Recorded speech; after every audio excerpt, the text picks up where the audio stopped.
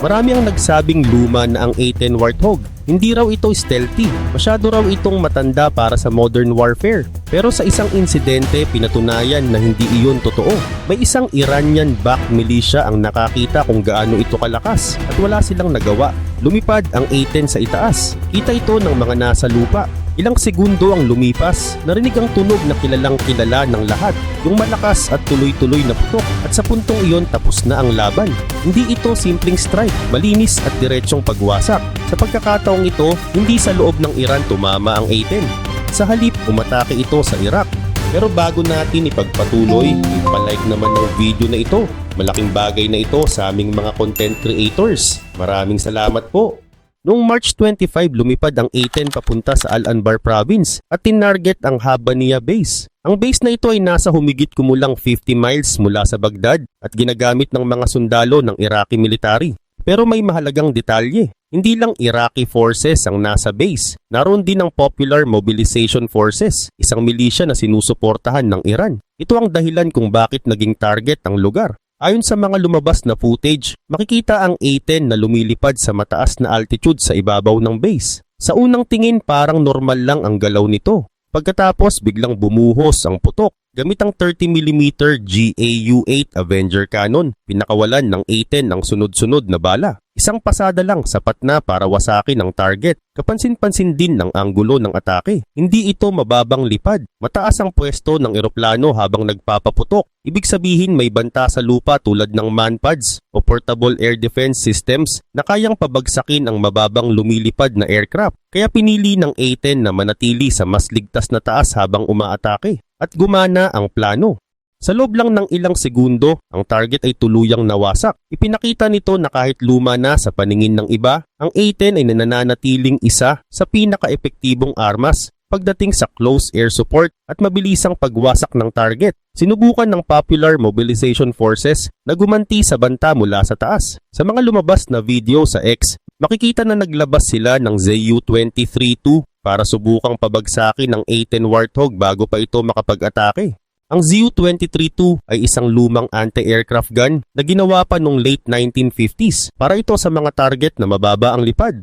Noong dati, isa ito sa pinakaginagamit na depensa laban sa eroplano. Pero ngayon hirap na itong tumapat kahit sa hindi pinakabagong aircraft. Kahit hindi moderno ang A-10, sapat ang ginawa nito para umiwas sa ganitong depensa. Nanatili itong mataas habang umaatake. Dahil doon hindi ito naabot ng ZU-23-2. Wala ring nagawa ang mga nasa lupa habang nagsimula ang pagputok. Narinig ulit ang malakas at tuloy-tuloy na putok at doon natapos ang laban para sa mga nasa base. Ayon sa Iraqi Defense Ministry, tinamaan ang engineering buildings at medical facility ng Habbaniyah base. Mahalaga ang dalawang ito para manatiling gumagana ang base. Bukod sa mga gusali, may mga tao ring tinamaan. Iniulat na 7 sundalo ang namatay at 13 ang nasugatan. Hindi malinaw kung lahat sila ay mula sa PMF o sa regular na Iraqi military. Pero malinaw na mabigat ang naging epekto ng strike. Sa huli, nagbayad ang Iraq sa desisyon na payagan ng PMF na gumamit ng base. Sa unang tingin parang kakaiba na umabot ang Operation Epic Fury hanggang Iraq. Pero may dahilan ito. Sa ngayon malaki na ang kontrol ng US sa airspace. Kaya nilang targetin ang mga banta kahit nasa labas ng Iran, lalo na kung may connection ito sa kaligtasan ng kanilang mga sundalo.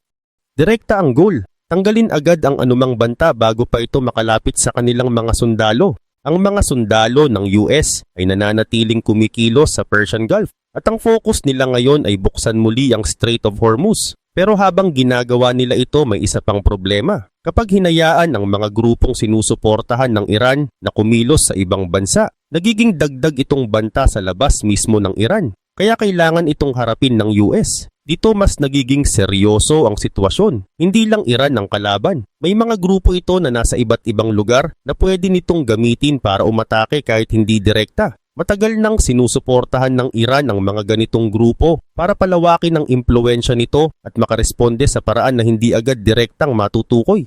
Ilan sa mga ito ay kilala na. Nariyan ang Hezbollah sa Lebanon. May sarili itong lakas at matagal nang gumagalaw sa loob ng bansa. Sa kasalukuyang sitwasyon, naging bahagi rin ito ng laban at naglunsad pa ng missile papunta sa Central Israel. Mayroon ding Hamas at ang Houthis sa Yemen. Noong 2024 at bahagi ng 2025, pinahirapan ng Houthis ang pagdaan ng mga barko sa Red Sea. At ngayon nagbabanta silang gawin ulit iyon matapos ang Operation Epic Fury. Sa pamamagitan ng mga grupong ito, nakagawa ang Iran ng parang network ng mga mandirigma na pwede nitong gamitin kahit saan. Alam ng karamihan na may suporta ito mula sa Iran. Pero dahil hindi direktang Iran ang umaatake, nagkakaroon sila ng paraan para umiwas sa direktang sagot.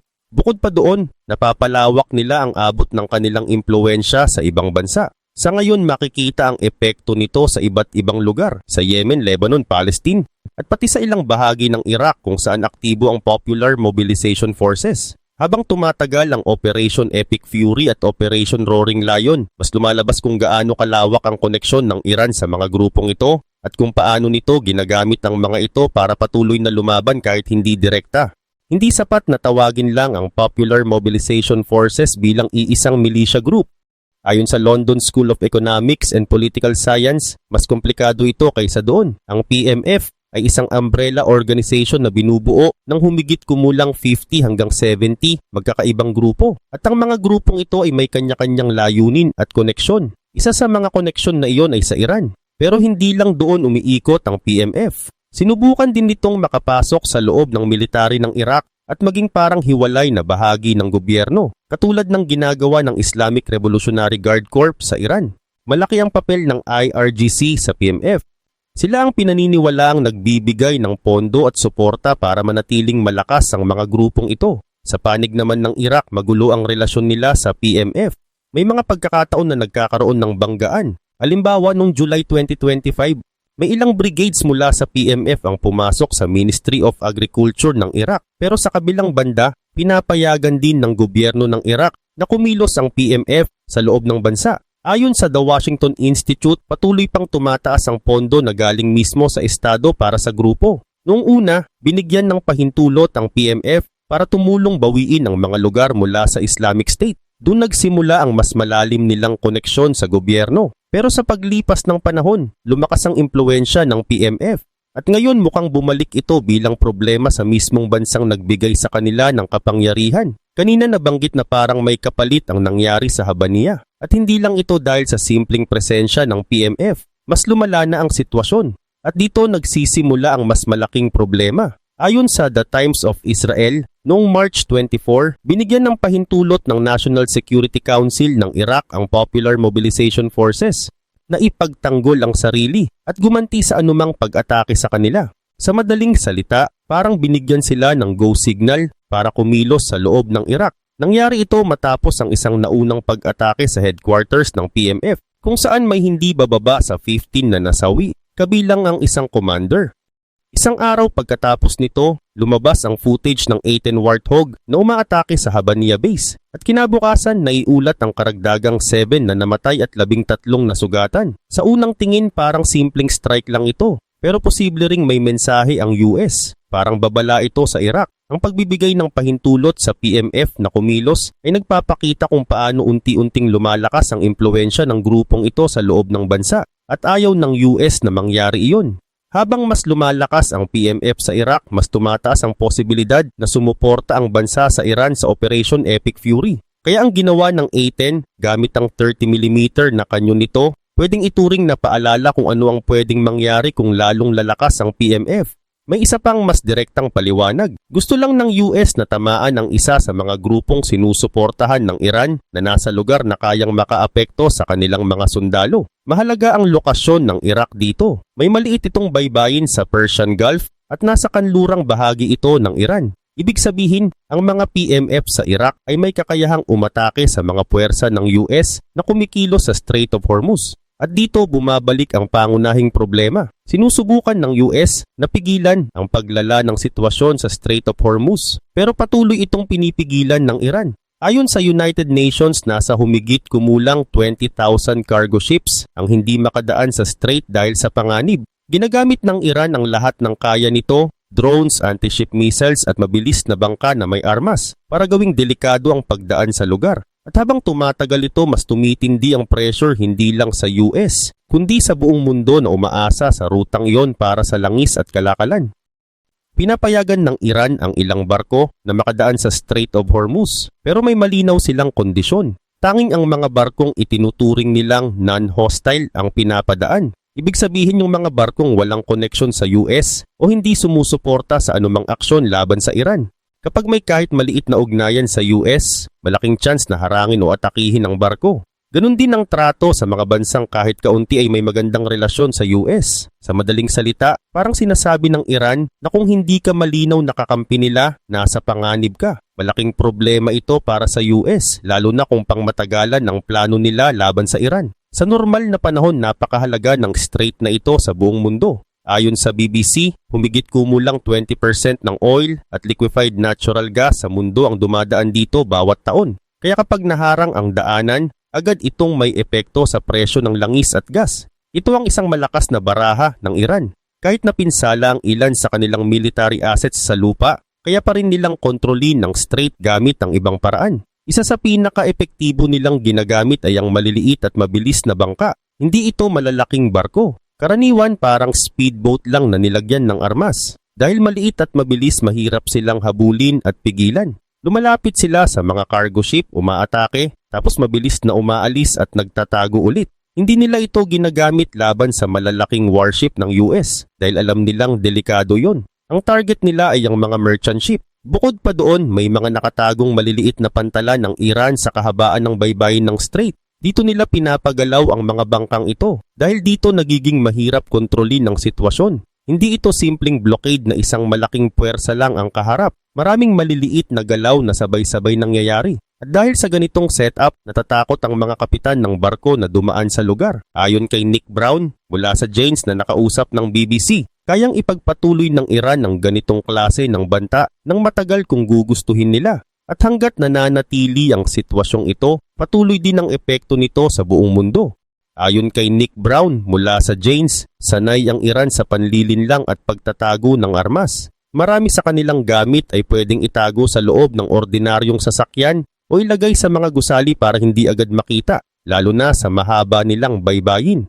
Kung idagdag pa dito ang galaw ng Popular Mobilization Forces mula sa Iraq, mas lalong lumalaki ang problema para sa US. Totoo na maiksi lang ang baybayin ng Iraq sa Persian Gulf, nasa humigit kumulang 58 kilometers o mga 36 miles. Pero nasa hilagang bahagi ito ng dagat kaya para makarating doon, kailangan pa ring dumaan sa Strait of Hormuz. At hindi pa kasama dito ang posibilidad na maglunsad ang PMF ng drones o anti-ship missiles mula sa Iraq para targetin ang mga barko sa strait. Kaya ang pag-atake ng A-10 Warthog sa Iraq ay hindi lang basta pagwasak ng isang base. May mensahe ito. Ipinapakita ng US na handa silang targetin kahit ang mga grupong konektado sa Iran, lalo na kung may kakayahan ang mga ito na magdulot ng banta sa Strait of Hormuz. At kung pag-uusapan ng strait, may isa pang mahalagang detalye. Ang A-10 mismo ay ginagamit na rin doon para labanan ang mga maliliit na bangka ng Iran. Ayon sa Human Rights Watch, ang pag-atake sa mga cargo ship gamit ang drones at fast boats ay may tuturing na paglabag sa batas ng digmaan. Kaya ipinadala ang A-10 para tugunan ito. Kinumpirma ni Dan Kane noong March 19 na ang A-10 ay aktibong ginagamit sa southern side ng laban at tinatarget ang mga fast attack boats sa Strait of Hormuz. Hindi lang ito nag-iisa. Kasama rin ang Apache helicopters na nagbibigay ng suporta gamit ang mababang lipad at malakas na putok laban sa mga target sa tubig. Bagay na bagay ang A-10 sa ganitong role. Dinisenyo ito para sa malapitan at diretsong pag-atake sa mga target sa lupa at sa ibabaw ng tubig, lalo na para suportahan ang mga sundalo. At sa sitwasyon ngayon, yun mismo ang kailangan. Iba ang target na fast boats kumpara sa mga target sa lupa, pero may isang malinaw na advantage ang A-10 Warthog. Kaya nitong lumipad ng mababa para makalapit sa mga bangka. Kapag nasa tamang distansya na, kaya nitong durugin ang mga ito gamit ang kanyon nito sa loob lang ng ilang segundo. Kung ikukumpara sa ibang jet na kailangang manatili sa mataas na altitude, napipilitan ang mga iyon na gumamit ng mamahaling missiles. Samantalang ang A-10, diretso at mas mura ang approach. Dahil dito, naging isa ito sa pinaka-importanteng aircraft ng US habang papasok sila sa susunod na phase ng Operation Epic Fury. Pero may nakakagulat na bahagi dito. Matagal nang may mga panawagan sa loob ng US military na i-retire na ang A-10. Ayon sa Defense One, may mga nagsasabi na dapat alisin na ito para makapag-focus ang US sa mas modernong aircraft na mas angkop laban sa China at Russia. May punto pa na ang F-35 Lightning II ay ipinresenta bilang kapalit ng A-10. Totoo na naging epektibo ang F-35 sa simula ng Operation Epic Fury dahil sa kakayahan nitong hindi agad makita. Pero ibang role ang ginagampanan nito kumpara sa A-10. Habang ang F-35 ay para sa mas komplikadong misyon, ang A-10 naman ay para sa diretsong pag-atake sa target. At sa kasalukuyang sitwasyon, yun mismo ang kailangan. Habang patuloy na tinatamaan ng A-10 ang mga base ng milisya at mga bangka sa Strait of Hormuz, mas napapatunayan na hindi pa ito laos. Kahit inilabas pa ito noong 1976, nananatili itong epektibo lalo na kung kontrolado ng US ang kalangitan.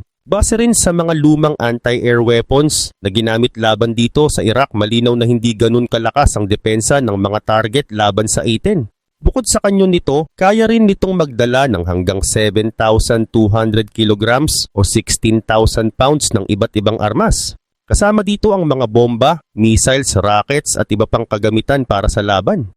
Ayon sa The National Interest, dahil sa tagal ng serbisyo nito at dami ng laban na dinaanan simula pa noong 1970s, may tuturing ang A-10 bilang isa sa pinakamatagumpay na aircraft sa arsenal ng US. Oo, lumana ang A-10 Warthog. Hindi ito kasing bilis ng ibang fighter jets ng US at wala rin itong stealth tulad ng F-35 Lightning II o B-2 Spirit. Pero sa laban kung saan mahina o sira ang depensa sa ere ng kalaban, gaya ng sitwasyon sa Iran o sa Popular Mobilization Forces, nananatiling napaka-epektibo ng A-10. Hindi pa ito panahon para mawala ang A-10. Sa ngayon, abala pa ito sa pagwasak ng mga base, pag-target ng mga bangka, at pagpapakita na kaya pa nitong makipagsabayan kahit sinasabing luma na ito. At hindi ito nag-iisa. Kasama rin sa operasyon ang Apache helicopters na tumutulong sa pag-atake sa Strait of Hormuz. Ang mga helicopter na ito ay nagbibigay ng malakas na suporta sa mababang lipad. Gumagamit sila ng Hellfire missiles at chain guns para targetin ang mga bangka ng Iran. Pero hindi lang armas ang dala nila. May kakayahan din silang magbigay ng mas malinaw na pagtingin sa paligid, mas mabilis na pagresponde at mas flexible na galaw sa laban. Sa kombinasyon ng A-10 at Apache, nagkakaroon ng US ng malakas at diretsong paraan para harapin ang mga maliliit pero mapanganib na target. At sa sitwasyon ngayon, iyon mismo ang kailangan. Mga armas na simple gamitin, mabilis kumilos at kayang tumapos ng laban agad. Habang tumatagal ang sitwasyon, mas nagiging malinaw na hindi lahat ng nangyayari ay nakikita agad. May mga desisyon na ginagawa sa likod, may mga plano na hindi ipinapakita, at may mga paghahanda na tahimik lang na ginagawa. Kahit hindi ito nakikita, may epekto ito sa kung ano ang susunod na mangyayari. Sa ganitong sitwasyon, hindi sapat ang lakas lang. Kailangan din ng maingat na pag-iisip at tamang oras ng pagkilos. Kailangan ding marunong mag-adjust kapag nagbago ang sitwasyon dahil hindi lahat ng plano ay nasusunod. May mga pagkakataon na kailangang baguhin ang direksyon habang nagpapatuloy ang proseso at doon nasusubok kung gaano kahanda ang bawat panig. Habang nagpapatuloy ang mga pangyayari, malinaw na hindi ito matatapos agad. Hindi ito isang desisyon lang. Ito ay sunod-sunod na pangyayari na may kanya-kanyang epekto. Sa bawat hakbang may bagong problema na pwedeng lumitaw. Sa huli, ang tanong ay hindi lang kung ano ang susunod na mangyayari, kundi kung paano haharapin ang magiging epekto nito. At habang wala pang malinaw na katapusan, patuloy na nakaabang ang mundo sa susunod na mangyayari. May isa pang mahalagang epekto, ang buhay ng mga tao sa mga lugar na malapit sa tensyon. Hindi lang nila naririnig ang balita, nararanasan nila ito araw-araw. May mga oras na tahimik ang paligid, pero may takot pa rin dahil hindi nila alam kung ano ang susunod na mangyayari. Dahil dito nagbabago ang kanilang pang-araw-araw na buhay. May mga taong mas pinipiling manatili sa bahay. May mga negosyo na maagang nagsasara. At may mga magulang na mas nag-aalala sa kaligtasan ng kanilang mga anak. Hindi ito laging napapansin, pero mahalagang bahagi ito ng sitwasyon. Habang tumatagal, nagiging mas mahirap para sa mga tao na magplano. Hindi nila alam kung ano ang mangyayari sa susunod na araw. Hindi lang mga sundalo ang naaapektuhan, kundi pati ang mga ordinaryong tao. Sa mas malaking larawan may epekto rin ito sa kalakalan. Kapag may panganib sa mga ruta tulad ng Strait of Hormuz, nag-iingat ang mga barko. May iba na umiiwas, may iba na naghihintay muna. Kapag nangyari ito, bumabagal ang pagdating ng mga produkto. At kapag bumagal ito, tumataas ang presyo. Hindi agad ito napapansin pero lumalabas ang epekto habang tumatagal. Sa ganitong paraan, ang isang sitwasyon sa isang lugar ay nakakaapekto sa mas maraming tao sa iba't ibang bahagi ng mundo. May isa pang mahalagang bahagi, ang impormasyon. Sa panahon ngayon, mabilis kumalat ang balita. Isang video lang pwedeng makita agad ng maraming tao. Isang ulat lang pwedeng makaapekto sa iniisip ng iba. Pero hindi lahat ng impormasyon ay kumpleto. May mga detalye na kulang. May mga bagay na hindi agad malinaw. At may mga balita na hindi pa buong nangyari. Kaya mahalaga na hindi agad maniwala sa unang makita. Kailangan suriin kung ano ang tama at kung ano ang kulang. Hindi lahat ng nakikita o naririnig ay kumpleto. May isa pang mahalagang bahagi sa ganitong sitwasyon na dapat tingnan. At ito ay kung paano pinipili ang mga target sa bawat operasyon. Hindi lahat ng pwedeng atakihin ay agad tinatamaan dahil may mga inuuna at may mga sadyang iniiwasan. Ginagawa ito hindi lang para manalo sa isang laban kundi para maiwasan ang biglaang paglala ng sitwasyon na pwedeng magdulot ng mas malaking problema sa iba't ibang lugar. Kapag mali ang napiling target, pwedeng lumaki agad ang tensyon at mas maraming lugar ang madamay. May posibilidad din na makialam ang ibang bansa kapag masyadong lumala ang sitwasyon. Kaya bawat desisyon ay hindi lang tungkol sa kakayahan kundi pati sa magiging epekto nito pagkatapos. Sa ganitong paraan, nagiging magkakabit ang lahat ng nangyayari dahil bawat aksyon ay may kasunod na reaksyon na kailangang paghandaan. Kasabay nito may isa pang aspeto na hindi agad napapansin at ito ay ang pagod. Sa ganitong sitwasyon, hindi lang kagamitan ang nauubos, kundi pati ang lakas at fokus ng mga tao. Ang mga sundalo ay kailangang manatiling alerto sa mahabang oras, habang ang mga leader ay kailangang gumawa ng sunod-sunod na desisyon na may malaking epekto. Habang tumatagal, mas nagiging mahirap panatilihin ng parehong level ng pag-iingat. Kapag pumasok ang pagod, mas tumataas ang posibilidad ng pagkakamali. At kahit maliit na pagkakamali, pwedeng magdulot ng malaking problema na pwedeng magbago sa direksyon ng buong sitwasyon. Dahil dito mahalaga ang disiplina at malinaw na utos sa bawat hakbang para maiwasan ang hindi inaasahang resulta. Bukod sa pagod, mahalaga rin ang bilis ng pagbabago sa ganitong sitwasyon. Sa loob lang ng ilang oras, pwedeng magbago ang kondisyon sa isang lugar. Ang isang tahimik na lugar ay pwedeng maging sentro ng aksyon. At ang isang plano na maayos ay pwedeng mabago dahil sa isang pangyayari na hindi inaasahan. Dahil dito, hindi sapat na may plano lang. Kailangan handa ang bawat panig na baguhin ang kanilang gagawin kapag kinakailangan. Ang kakayahang umangkop sa sitwasyon ang isa sa pinakamahalagang bahagi para manatiling kontrolado ang mga susunod na mangyayari. Sa puntong ito, malinaw na hindi lang ito laban ng lakas o dami ng armas. Ito ay laban ng tamang desisyon, tamang oras at kakayahang manatiling handa kahit nagbabago ang sitwasyon. At sa ganitong kalagayan, hindi mahalaga kung sino ang unang kikilos, kundi kung sino ang mas handa sa mangyayari pagkatapos. Sa huli, walang perpektong desisyon sa ganitong sitwasyon. May mga desisyon lang na kailangang panindigan at ang magiging epekto nito ang magtatakda kung saan papunta ang susunod na yugto ng laban. Sa ganitong sitwasyon, mahalaga rin kung paano pinapanatili ang malinaw na komunikasyon sa bawat grupo. Kapag magulo ang usapan o hindi agad na ipapasa ang tamang impormasyon, mas tumataas ang posibilidad ng maling desisyon. At sa ganitong kalagayan, kahit maliit na pagkakamali ay pwedeng lumaki at makaapekto sa mas maraming bahagi ng laban. Kaya hindi lang sapat na may plano at lakas. Kailangan din ng maayos na ugnayan sa pagitan ng mga kumikilos sa iba't ibang lugar. Kapag malinaw ang komunikasyon, mas mabilis ang pagresponde at mas naiiwasan ang mga hindi inaasahang problema.